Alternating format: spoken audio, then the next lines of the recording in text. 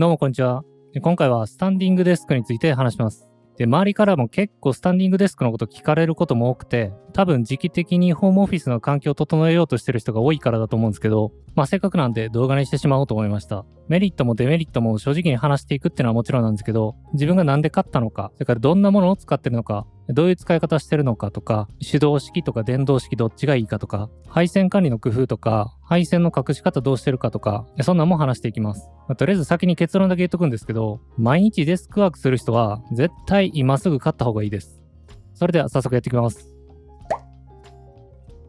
まずなんで自分がスタンディングデスクを買ったのかなんですけど、理由は2つあって、まず1つがなんとなくかっこいいから欲しいなっていう結構衝動的な物欲っていうのと、それから真面目に腰痛対策です。自分はもともと引っ越しの予定があって、それがウイルスが流行し始めるのと時期が重なったんですけど、その時結局自宅勤務することも多くなるっていうのが分かってたんで、いっそがっつり自分の理想的なホームオフィス作ってしまおうかなってなって、デスク環境とかも丸ごと変える機会ができたんですね。で、前からなんとなくかっこいいなと思ってたんで、これチャンスだと思ってスタンディングデスクを買ってみました。ホームオフィス作りの動画前に作ってあげてるんで、興味ある人はそれも見てみてください。それから職種的に結構座り仕事というかデスクワークも最近多くなってきてて、これが何かの改善のきっかけになればいいかなと思ってスタンディングデスクを買ってみました。後でまた詳しく話すんですけど、自分は手動式と電動式両方とも1脚ずつ持ってます。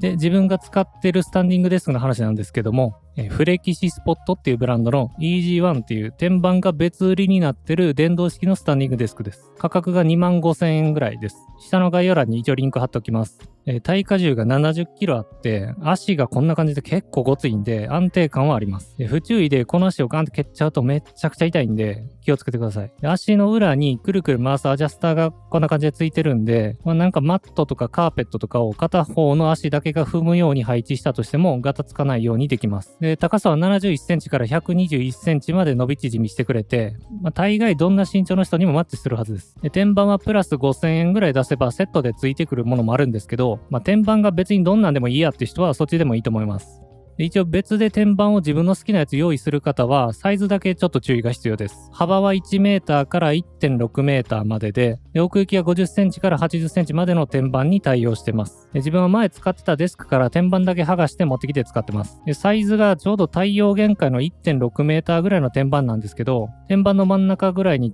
たわみが発生したりもしないですし、今のところはちゃんと安定して快適に使えてます。で、天板の厚みが自分が使ってるやつは2センチないぐらいでちょっと薄めなんですけど、全然いけてます。普通の一般的な2センチとか3センチぐらいのやつなら全然大丈夫なはずです。天板と足は単純にネジで固定するだけです。普通のドライバーではさすがに無理なんで、電動ドライバーを用意しておいてください。ちなみにこのブラック&デッカーっていう電動ドライバーセットめちゃめちゃおすすめです。概要欄にリンク置いておきます。で、今回買ったこの EG1 っていうモデルは電動昇降式なんで、このスイッチがついてきます。上下の2つだけボタンがついていて、押してる間だけ上下するっていう仕組みです。他のモデルで高さを記憶してくれるメモリー機能がついてるものもあるんですけど、自分は1日の中でも何回も微調整をするんで、メモリー機能はなくてよかったです。メモリー機能があるかないかで結構値段変わってくるんで、この辺は好みで選んでください。他に自分以外の人も使うってことであれば、メモリー機能あってもいいかもしれませんね。ボタン一発で自動的にフィットさせられるのは結構便利やとは思います。電動で上下させるのは天板裏のこのモーターなんですけども、商品スペック的には駆動音が50デシベル以下っていうことが書いてあります。確かに別にそこまでうるさい音ではないです。それこそさっきの電動ドライバーのウィーンっていう音ぐらいかなと思います。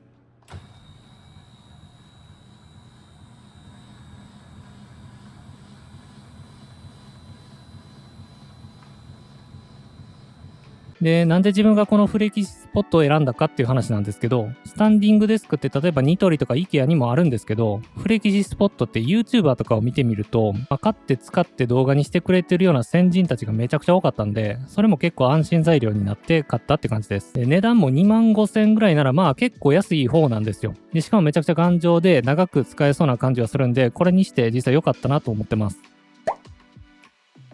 で、次に自分がこのスタンディングデスクをどんな感じで使ってるかっていうところなんですけど、だいたい1時間に1回ぐらいはホームチェンジして使ってます。で、これは単純に腰が痛くなってくるからそうしてるって感じです。で、それから Apple Watch のスタンドのリマインダーをよこしてくるんで、そろそろ立てようってことですね。で、それで立つ気になります。それから立ちながら作業するのめっちゃ腰楽なんですよ。いや、めちゃくちゃいいですよ。本当に腰痛持ちの方はマジで一回体験してほしいです。自分は身長が180オーバーなんで、立つときはマックスの121センチまで、限界まで上に上げてます。で使ってるのは EG1 っていうモデルで、モデルによってちょっと違うかもしれないんですけど、マックスまで開けて、で、それからそこそこ激しめにタイピングをすると、こんな感じで若干モニターは揺れます。当然これは使ってるモニターアームと、その長さとか、モニター自体の重さなんかにもよると思いますけども、自分の場合は結構揺れます。ただ、気になるかっていうと別にそんなに気にならないです。そんなことよりも、もう何回も言いますけど、立ったらやっぱりめちゃくちゃ腰が楽なんですよ。もちろんこれまた立ちっぱなしで何時間もこれをずっとやってると、それはそれで腰痛くなるとは思うんですけど、そうなったらまたフォームチェンジするだけの話です。で、モニターの揺れがどうしても気になるよっていう方は、タイピングをガンガンするときは座ってください。それで済む話です。で、それからちょっと余談なんですけど、腰痛で悩んでる方で、病院行ってレントゲン取ったりしても、ヘルニアでも何でもないよって言われるような、ちょっと自分と同じような腰痛で悩んでるような方は、筋トレするのめっちゃおすすめです。特にデッドリフトとかスクワットとか、とにかく腰とか背中の筋肉とか腹筋とか、この辺を鍛えた方がいいですね。自分はこれだけで全然マシになってきてるんで、悩んでる方はぜひ頑張ってやってみてください。で、それから電動式がいいのか、手動式がいいのか、これもよく聞かれるんですけど、これは電動式一択ですね。で自分は同じフレキシスポットの手動式の H1 っていうモデルも持ってるんですけど、メリットは値段が5000円ぐらい安いっていうほんまにここだけですね。でその5000円が惜しいっていう方は手動式を選んでください。ただ、モニターとかパソコンとか、いろんなものを置くのであれば、手動式で毎回上げ下げするのはもちろん大変になります。自分は普段全く物を置かない撮影用のデスクってことで手動式を選んだんで、だから大丈夫なんですけど、それでも電動式の方が良かったかなって今では思ってます。上げ下げってそこそこ単純にめんどくさいですからね。で、めんどくさくなって上げ下げしなくなったら何の意味もないんで、電動式でいいと思います。はい。で、結論のメリットデメリットをまとめるんですけど、メリットとしては姿勢の矯正ができる、腰痛が楽になる、猫背の予防になる、動脈硬化の予防になる、エコノミー症候群ですね。これの対策。それから人によると思いますけども、ちょっとは眠気対策になったりするかなって思います。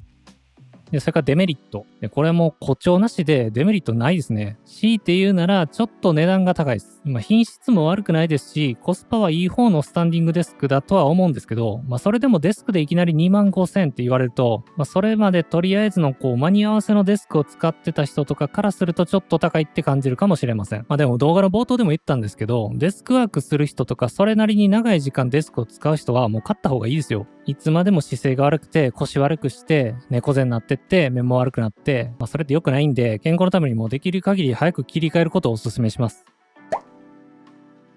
で、それと最後に配線についてですね、ケーブルマネジメントのことは結構これもデメリット的に突っ込まれることが結構あるんですけど、全く問題ないです。ちょっと長めのケーブルを用意する。本当にこれだけの話です。で自分のデスクのケーブル関係をここでちょっと見てほしいんですけど、どうでしょうか？で、実際どんな感じで配線やってるのかって見てもらおうと思うんですけど、まずこんな感じででっかい10個口ぐらいのケーブルタップを一つコンセントから直接這わせてます。地面からデスクの裏につながってる唯一のケーブルです。だから当然これは長めのものを用意するべきです。で、この電源タップが一番のポイントなんですけど、ネジで固定できるタイプの電源タップになってます。下の概要欄にリンク貼っときますけど、これめちゃめちゃ優秀です。これをとりあえず1個天板の裏にネジ止めさえしておけば、あとはここにガンガンいろんなものを挿していけばいいだけです。ただもちろん電源容量とかには注意してください。煙が出て火事とかなったら大変なんで、そこはもうくれぐれも注意してください。で、あとははみ出たケーブル類を束ねて、天板裏にペタペタっとクリップとかで留めていくだけです。で、やり方としてはこのベルクロの結束バンドでぐるっと巻いて、で、ケーブルクリップで留めて、このクリップの裏に両面テープがくっついてるんで、それを天板の裏にペトッとつけておくっていうだけです。特にこの結束バンドとケーブルクリップの2つは、家中のいろんなとこでめっちゃ大活躍して、いろんな場所がガンガンスッキリ綺麗になっていくんで、超おすすめです。で、値段も結構安いんで、またこれも概要欄にリンク貼っておきます。こんなもんあってありすぎることないんで、とりあえず買っといてください。